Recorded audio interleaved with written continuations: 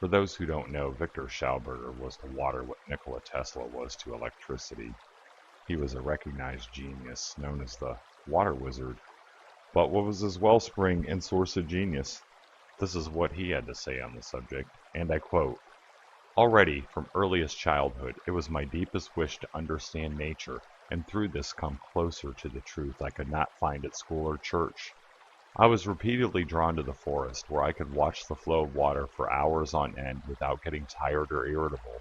At this time, I did not yet know the water is the bearer of life, or the source of what we call consciousness.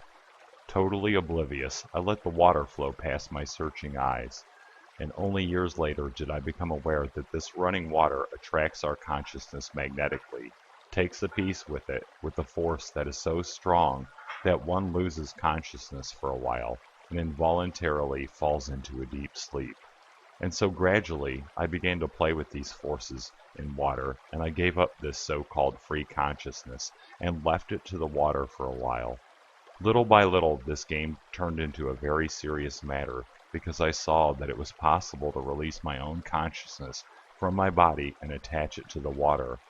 When I took it back again, the consciousness borrowed from the water told me things that were often very strange, and so the searcher became a researcher who could send his consciousness on expeditions, so to speak, and this way I found out about things the rest of mankind has missed, because they do not know that people are able to send their free consciousness everywhere, even where the seeing eye cannot look.